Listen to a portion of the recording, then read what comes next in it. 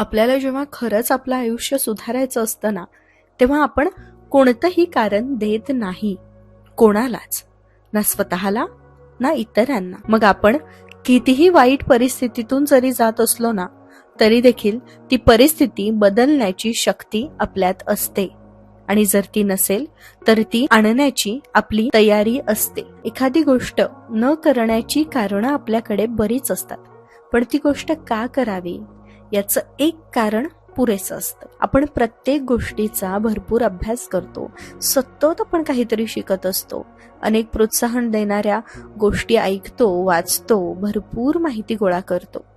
मला सांगा, तुम्ही किती मोटिवेशनल व्हिडिओज पाहता, पण त्याचा वापर आपण आपल्या जीवनात करतो का? स्वतःमध्ये इतकी सुधारणा करायची की तुमच्याकडे पाहून लोक म्हणाले पाहिजे, लोकांनी विचार केला पाहिजे की अरे, यांनी स्वतःवर काम केलेलं दिसतंय, यांनी स्वतःवरती मेहनत केलेली दिसतीये. आपण जे पाहतोय, ऐकतोय ते प्रत्येक गोष्ट फक्त मेंदूमध्ये भरून ठेवून त्याचा उपयोग नाहीये. त्या माहितीचं नेमकं काय आणि कसं करायचं याचं नियोजन करणं खूप गरजेचं आहे. योजना आखणे आणि संयम ठेवणे ह्याच दोन गोष्टी आयुष्यात आपल्याला पुढे घेऊन जात असतात.